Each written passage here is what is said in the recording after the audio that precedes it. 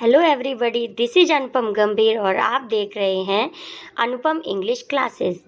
आज के इस वीडियो लेक्चर में हम class 11th English Hornbill book से chapter number 1 the portrait of a lady का एक्सप्लेनेशन देखेंगे, जिसके राइटर खुशवंत सिंह हैं। खुशवंत सिंह जी इंडियन राइटर हैं एंड सिख फैमिली से बिलोंग करते हैं। तो चलिए स्टार्ट करते हैं explanation line by line. My grand mother like everybody's grand mother. Khushwant Singh ji जो हैं वही इसके नरेटर भी हैं। नरेटर कौन होते हैं? जो चैप्टर को नरेट करते हैं, जो ये सारी बातें हमें बता रहे हैं चैप्टर की, वो नरेटर हैं। तो वो राइटर भी खुशवंत सिंह हैं और नरेटर भी खुशवंत सिंह जी ही हैं। तो वो क्या कह रहे हैं कि मेरी दादी भी सबकी दादी माँ की तरह he was an old women, वो भी एक बूढ़ी महिला है। She had been old and wrinkled for the 20 years that I had known her. उनके फेस पे क्या है? रिंकल्ड का मतलब होता है हैविंग स्मॉल लाइंस और folds because of old age. तो ओल्ड एज की वजह से जो उनके फेस पे रिंकल आ गए हैं, मैं उनको लगभग 20 साल से ऐसा ही देख रहा हूँ। मतलब जितनी बूढ़ी वो 20 साल पहले लगती थी, कहने का मतलब उनका ये है कि आज भी वो इतनी ही बूढ़ी महिला लग रही हैं। Pupil said that she had once been young and pretty and had even had a husband, but that was hard to believe. लोग कहते हैं कि किसी ज़माने में वो यंग मतलब early stage of life, pretty मतलब होता है बच्चों फिजिकल ब्यूटी। तो लोगों का कहना था कि वो अपने ज़माने में जब यंग थी तो बहुत ही ज़्यादा प्रेटी, बहुत ही सुंदर थी, यंग थी। लेकिन मेरे लिए तो यह विश्वास करना बहुत ही मुश्किल है। क्यों मुश्किल है? क्योंकि उनको अब ऐसा लग नहीं रहा, क्योंकि अभी वो जब से उन्होंने देखा था तब से वो वैसी बूढ़ी दिखाई दे रही थी। तो इसलिए उनका कहने का मतलब है कि मुझे नहीं लगता कि कभी वो यंग और प्रेटी भी दिखती होंगी। My grandfather's portrait hung above the mantelpiece in the drawing room. अब वो थोड़ा सा डिस्क्रिप्शन अपने दादाजी का देते हैं और कहते हैं कि मेरे दादाजी की फोटो ड्राइंग रूम में मेंटल पीस के ऊपर टंगी है। मेंटल पीस का बच्चों मतलब होता है a shelf above a fireplace. He wore a big turban and loose fitting clothes. उनकी जो पगड़ी है वो बहुत बड़ी है और उन्होंने लूज फिटिंग के यानी कि ढीले ढाले कपड़े पहने हुए हैं। His long white beard covered the best part of his chest and he looked at least 100 years old. अब वो आगे कह रहे हैं कि his long white, कि उनकी जो सफ़ेद दाढ़ी है उनकी लगभग चेस्ट को, दाढ़ी ने उनकी चेस्ट को ढक रखा है। एंड ही लुक लीस्ट, और लगभग वो कितने दिखाई दे रहे हैं? 100 साल के बुजुर्ग दिखाई दे रहे हैं। He did not look the sort of person who would have a wife or children. Khushwant Singh ji आगे कह रहे हैं कि उनके दादाजी ऐसे कभी लग ही नहीं रहे कि कभी उनकी वाइफ और बच्चे होंगे। He looked as if he could only have lots and lots of grandchildren. वो ऐसे लग रहे हैं जैसे उनके बहुत सारे पोते पोतियाँ होंगे। As for my grandmother being young and pretty, the thought was always revolting. Almost revolting की मीनिंग बच्चों होती है हार्ड टू बिलीव, जिसमें विश्वास ही ना किया जाए। अब वो फिर अपनी दादी माँ के डिस्क्रिप्शन की तरफ आते हैं और कहते हैं कि मेरी दादी तो यंग और प्रेटी होती थी किसी समय, यह विश्वास करना बहुत ही कठिन है। She often taught us of the games she used to play as a child. यहाँ शी किसके लिए आया है? उनकी दादी जी के लिए।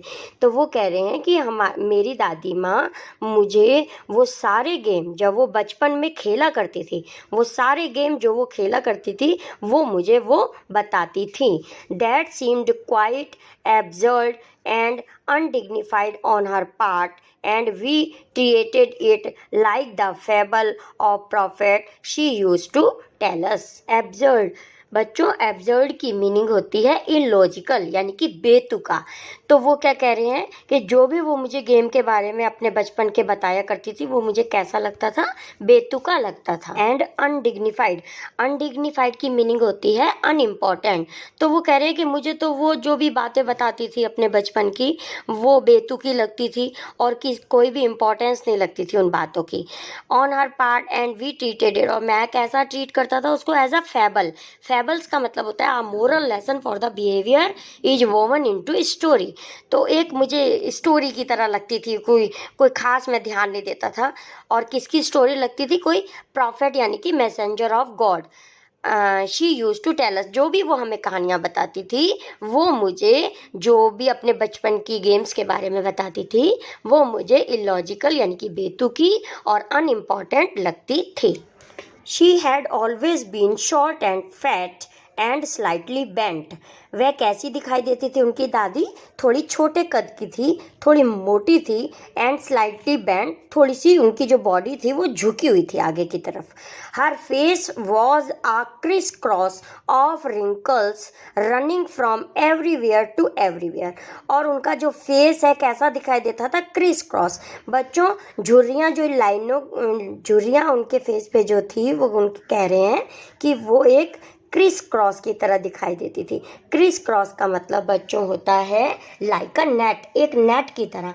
कुछ हम स्टैंडिंग लाइन बना दें और कुछ उसके ऊपर स्लीपिंग लाइन बना दें तो वो कैसे बन जाएगा, एक नेट की तरह, जाली की तरह बन जाएगा। तो वो कह रहे हैं उनके फेस में हर तरफ एक क्रिस क्रॉस ही दिखाई देता था। No we were certain she had always been as we had known her old so terribly. Terribly की मीनिंग होती है बच्चों very badly. Terribly old that she could not have grown older and had stayed at the same age for 20 years. Khushwant Singh ji आगे कहते हैं कि ऐसा विश्वास करना बहुत ही मुश्किल होगा कि आगे वो और बूढ़ी हो पाएंगी, क्योंकि 20 इयर्स की एज से, जैसे मुझे 20 इयर्स हो गए हैं तो मैं उनको वैसा ही देख रहा हूँ, तो अब इससे ज़्यादा वो बूढ़ी क्या होंगी। कहने का मतलब है कि वो बहुत बूढ़ी हो चुकी हैं। She could never have been pretty, but she was always beautiful.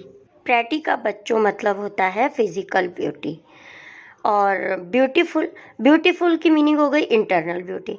तो अब खुशवंत सिंह जी कह रहे हैं कि वह कभी भी प्रेटी नहीं रही होंगी, मतलब कि वो सुंदर नहीं रही होंगी, but she was always beautiful. लेकिन वो उनकी जो आंतरिक सुंदरता है वो वैसी ही है। विश्वास नहीं होता कि पहले वो सुंदर, फिजिकल भी सुंदर होंगी, क्योंकि अब वो नहीं लगती ओल्ड एज की वजह से।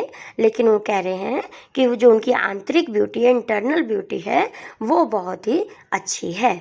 आगे देखते हैं क्या कहते हैं खुशवंत सिंह जी। शी हॉबल्ड, हॉबल्ड की मीनिंग होती है बच्चों वॉक विद डिफ़िकल्टी, यानी कि लंगड़ा के चलना। About the house in spotless white with one hand resting on her waist to balance her stoop and the other telling the beads of her rosary. Rosary की meaning होती है बच्चों a string of small round pieces of wood, यानी कि रुद्राक्ष की माला। और stoop का मतलब होता है बेंट, यानी कि झुकी हुई। वो रहता था स्टूप, यानी कि जो उनकी बॉडी झुकी हुई होती थी उसको बैलेंस करने के लिए। और दूसरे हाथ में क्या होती थी, एक रुद्राक्ष की माला होती थी जिसमें 108 बीड्स होती थी। हर सिल्वर लॉक्स वर स्कैटर्ड अनटाइडली ओवर हर पेल पकड़ फेस, और उनके जो बाल थे वो उनके फेस पर, पकड़ फेस यानी कि रिंकल्ड फेस पे पूरी तरह, बुरी तरह से फैले हुए होते थे। And her lips constantly moved in inaudible prayer, और वो जो उनके लिप्स थे वो लगातार, कॉन्स्टेंटली, लगातार जपते रहते थे, हिलते रहते थे। किसमें, इनऑडिबल प्रेयर, इनऑडिबल मतलब जो हार्ड टू लिसन, जिसको सुनना मुश्किल हो, ऐसी प्रेयर करती रहती थी वो लगातार जिनको सुनना मुश्किल हो, तो उनके लिप्स उसी में बिजी रहते थे। यस शी वॉज ब्यूटिफुल, हाँ वह बहुत आंतरिक सुंदरता उनकी काफ़ी अधिक थी। She was like the winter landscape in the mountain. अब उन्होंने अपनी दादी की तुलना एक सर्दियों में जब माउंटेन पे स्नोफॉल होता है तो वो पूरी तरह से वाइट ढक जाता है, तो कहने का मतलब है, और शांत होती है, वहाँ बहुत ही शांति होती है, तो वो अपनी दादी की तुलना विंटर लैंडस्केप से करते हैं और कहते हैं कि मेरी दादी भी बिल्कुल वैसी ही थी। An expanse of pure white serenity, breathing peace and contentment. Serenity का मतलब बच्चों होता है काम एंड पीसफुल, तो वो अपनी दादी के लिए कहते हैं कि वह ऐसे शांत, बिल्कुल शांत रहती थी।